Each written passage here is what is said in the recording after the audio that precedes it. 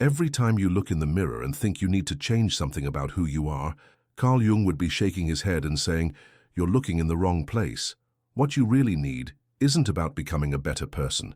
It's about accepting the complete person you already are." But before we dive deep into this life-changing discovery, I need you to do something for me right now. Hit that subscribe button and give this video a like, because what I'm about to share with you about Jung's revolutionary understanding of the human psyche is going to challenge everything you think you know about personal growth and self-improvement. You see, we live in a world absolutely obsessed with fixing ourselves. Everywhere you turn, there's another self-help book promising to eliminate your anxiety, another therapy technique claiming to cure your depression, another program guaranteeing to transform you into the confident, successful, happy person you're supposed to be. The entire self-improvement industry is built on one fundamental assumption, that you are broken and need to be fixed.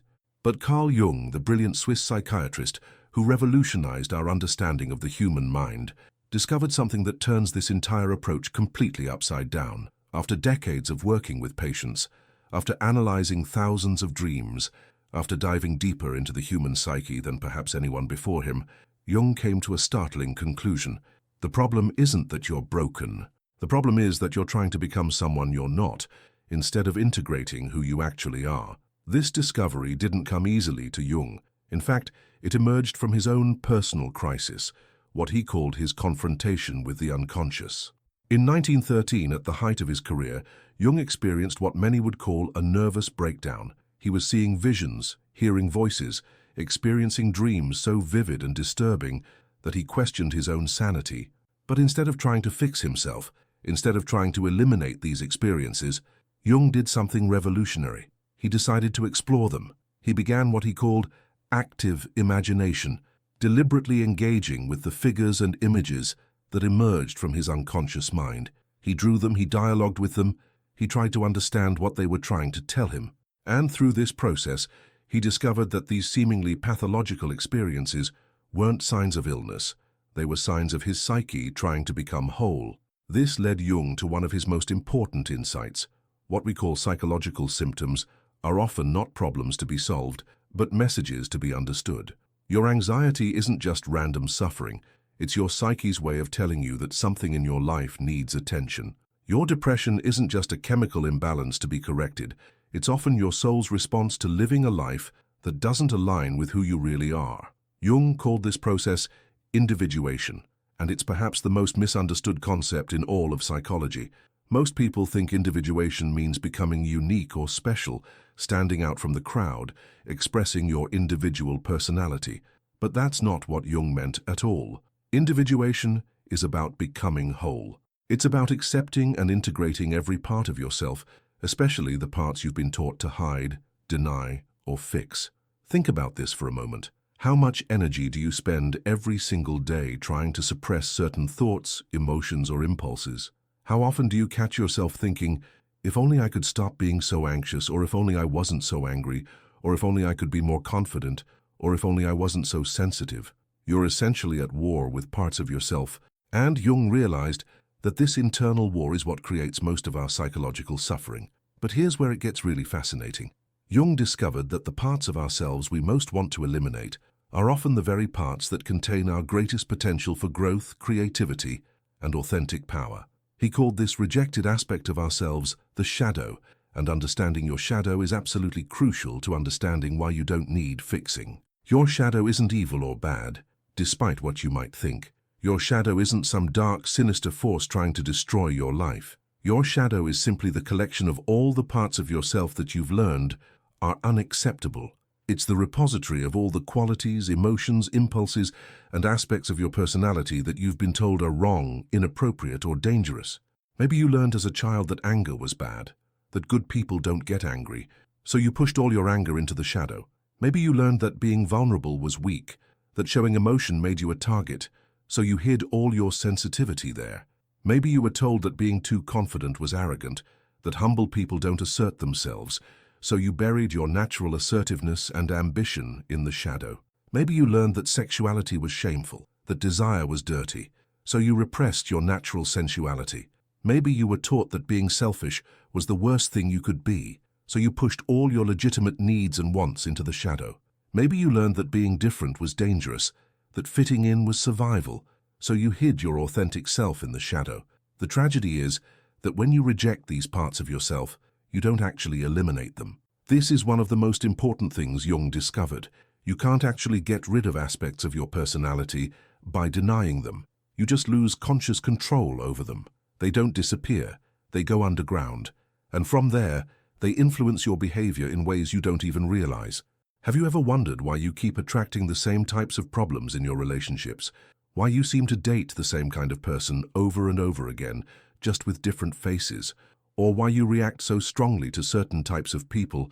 Why some people just push your buttons in ways that seem completely disproportionate to what they actually did? Or why you sabotage yourself just when things are going well? Why you seem to snatch defeat from the jaws of victory time and time again? These patterns often stem from your shadow trying to get your attention, trying to be integrated back into your conscious personality. When you reject parts of yourself, those parts don't just quietly disappear.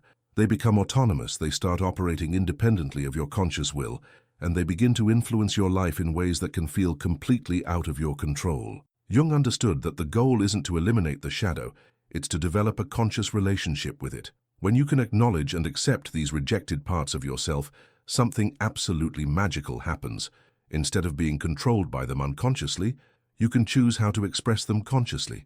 Instead of being at the mercy of these repressed energies, you can harness them for your growth and creativity.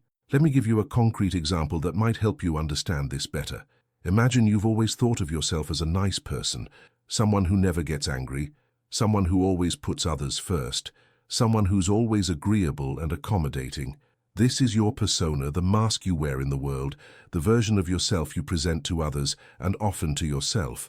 But underneath that nice exterior, there's a part of you that's absolutely furious. Furious about being taken advantage of, about not standing up for yourself, about always putting others first while your own needs go unmet, about saying yes when you want to say no, about smiling when you want to scream. This anger is in your shadow. Now, most self-help approaches would tell you to work on being even nicer, to practice more patience, to develop better communication skills, to eliminate that anger completely. They'd tell you that anger is negative, that it's destructive, that good people don't feel angry. But Jung would say the complete opposite. He'd say, you need to acknowledge that anger, understand what it's trying to tell you, and find healthy ways to express the assertiveness and boundary setting that anger represents. When you do this, something incredible happens. You don't become an angry person, you become a complete person. You become someone who can be genuinely kind because you're also capable of being appropriately firm. You become someone who can love others authentically because you've learned to honor all parts of yourself. You become someone who can set boundaries without guilt because you understand that your anger is actually trying to protect something valuable in you. This is what Jung meant when he said that the privilege of a lifetime is being who you are. Not who you think you should be, not who others want you to be, not who society tells you to be, but who you actually are in all your complexity and contradiction and beautiful, messy humanity. But facing your shadow isn't easy, and that's exactly why most people prefer the illusion of self-improvement. It's much more comfortable to believe that you just need to develop better habits, or think more positive thoughts, or practice more gratitude than it is to confront the parts of yourself you've been running from your entire life. Jung knew this, which is why he said that the most terrifying thing for most people is to be fully conscious. Because consciousness means seeing yourself clearly, without the filters of who you think you should be, without the comfortable lies you tell yourself about your motivations and desires. It means acknowledging your capacity for both light and darkness, for both creation and destruction, for both love and hate, for both generosity and selfishness. Most people can't handle this level of honesty about themselves. They prefer to live in what Jung called unconscious identification with their persona, believing that the mask they wear is who they really are. But this creates a split in the personality that eventually becomes unsustainable. And this brings us to perhaps the most revolutionary aspect of Jung's approach, the idea that your so-called negative traits aren't obstacles to overcome, they're gifts to unwrap. Every single quality you've rejected about yourself contains within it a strength that you desperately need for your complete development as a human being. Are you someone who's always been told you're too sensitive, that you feel things too deeply, that you take things too personally, that you need to develop thicker skin? Jung would say that sensitivity, when consciously integrated rather than rejected, becomes intuition and empathy. It becomes the ability to read situations and people with incredible accuracy. It becomes the capacity for deep compassion and understanding. It becomes the gift of being able to create art, music, literature, or healing that touches people's souls. Are you someone who's been criticized for being too aggressive, too pushy, too demanding? Jung would say that aggression, when properly channeled rather than suppressed, becomes the drive and determination you need to create the life you want. It becomes the ability to stand up for yourself and others. It becomes the courage to take risks and pursue your dreams, even when others doubt you. It becomes the strength to protect what you love. Are you someone who's been told you're too selfish, too focused on your own needs, too unwilling to sacrifice for others? Jung would say that healthy selfishness, when integrated rather than rejected, becomes self-respect and self-care. It becomes the ability to know what you need and ask for it. It becomes the capacity to set boundaries that allow you to give to others from a place of abundance rather than depletion. The key is learning to relate to these qualities completely differently. Instead of seeing them as problems to solve, you start seeing them as energies to direct. Instead of trying to eliminate them, you learn to collaborate with them. Instead of being ashamed of them, you become curious about them. This is where Jung's concept of the transcendent function comes into play. The transcendent function is your psyche's natural ability to create something new and more complete from the tension between opposites. When you stop trying to choose between being nice or being assertive, between being careful or being bold, between being rational or being emotional, your psyche finds a third way that incorporates the wisdom of both sides. But here's what most people don't understand about this process. It requires you to sit with tremendous discomfort. It requires you to tolerate the anxiety of not knowing who you are while you're discovering who you really are. It requires you to live in the tension between opposites without immediately resolving that tension. Most people can't handle this uncertainty, so they retreat back into the familiar patterns of self-improvement and self-criticism. Jung called this period the dark night of the soul, and he saw it as an absolutely essential part of psychological development. There comes a moment in everyone's life when the old ways of being no longer work, when the persona you've constructed starts to feel like a prison, when you realize that all your efforts to become a better person have somehow left you feeling more disconnected from yourself than ever before. This crisis often manifests as depression, anxiety, a sense of meaninglessness, a feeling that you're living someone else's life. You might find yourself asking questions like, who am I really? What do I actually want? Why do I feel so empty despite having everything I thought I wanted? Why do I feel like I'm wearing a mask all the time? This is actually a sign that you're ready for real transformation. Not the kind of transformation that makes you into someone else, but the kind that reveals who you've always been underneath all the layers of conditioning and expectation and social programming. Think about the people in your life who you most admire, the ones who seem genuinely authentic and at peace with themselves. I guarantee you they're not people who've eliminated their flaws or become perfect versions of themselves. They're people who've learned to embrace their whole selves, shadows and all. They're people who can own their mistakes without it destroying their self-worth. They're people who can express their needs and boundaries without feeling guilty about it. They're people who can be vulnerable without feeling weak and strong without feeling guilty. They're people who can laugh at their own contradictions instead of being ashamed of them. They can admit when they're wrong without it being a catastrophe. They can ask for help without feeling like failures. They can say no without elaborate explanations or apologies. They can pursue their dreams without needing everyone's approval. This is what Jung meant by individuation, becoming an individual in the truest sense, someone who is undivided within themselves. Not someone who's perfect, but someone who's whole. Not someone who never makes mistakes, but someone who can learn from their mistakes without being destroyed by them. Not someone who never feels negative emotions, but someone who can feel those emotions without being controlled by them. And here's the beautiful paradox that Jung discovered. When you stop trying to fix yourself, you naturally start becoming the person you were always meant to be. When you stop rejecting parts of yourself, those parts stop controlling you from the shadows. When you stop trying to be someone else, you discover that who you are is actually pretty amazing.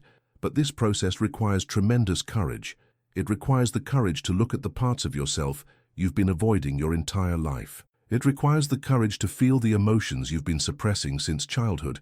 It requires the courage to express the aspects of your personality you've been hiding, even from yourself. Jung understood that this kind of courage can't be taught through techniques or strategies or 10-step programs. It can only be developed through practice, through gradually expanding your capacity to be with yourself as you actually are, rather than as you think you should be. So how do you actually start this process? How do you begin to face the self you hide? First, start paying close attention to your emotional reactions, especially the strong ones.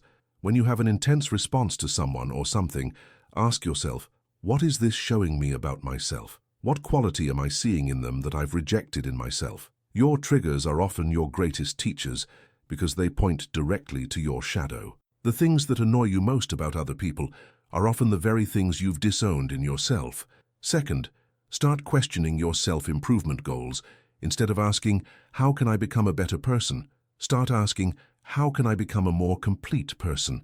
Instead of trying to eliminate your flaws, start exploring what gifts might be hidden within them. Instead of trying to get rid of your anxiety, ask what your anxiety is trying to protect. Instead of trying to eliminate your anger, ask what your anger is trying to defend. Third, practice radical self-compassion for all parts of yourself, not just the parts you like. Can you extend the same kindness to your angry self that you extend to your loving self? Can you have compassion for your scared self, your selfish self, your petty self, your jealous self? Can you see these parts not as enemies to be defeated, but as wounded children who need understanding? Fourth, start paying attention to your dreams. Jung believed that dreams are the royal road to the unconscious, and they often contain messages from the parts of yourself you've rejected. Keep a dream journal. Notice the characters that appear in your dreams, especially the ones that disturb or frighten you. These are often representations of your shadow. Fifth, practice what Jung called active imagination. Set aside time to dialogue with the parts of yourself you usually ignore or reject. If you're someone who never gets angry, spend some time imagining what your anger would say if it could speak. If you're someone who's always strong, imagine what your vulnerability would tell you if you listened. Remember, Jung's message isn't that you should act out every impulse or express every emotion without consideration for others. It's not about becoming selfish or destructive or harmful. It's that you should develop a conscious relationship with all parts of yourself so that you can choose how to express them wisely and appropriately. The goal isn't to become someone new, it's to become someone whole. It's to stop living as a fraction of yourself and start living as the complete, complex, contradictory, beautiful human being you actually are. This is your invitation to stop fixing and start facing, to stop improving and start integrating, to stop becoming and start being. Your wholeness is waiting for you, not in some future version of yourself, but in the full acceptance of who you are right now, shadows and all. If this resonates with you, let me know in the comments what part of yourself you've been trying to fix instead of face. And don't forget to subscribe for more insights into Jung's revolutionary approach to psychological wholeness, because understanding your psyche is the greatest adventure you'll ever embark on.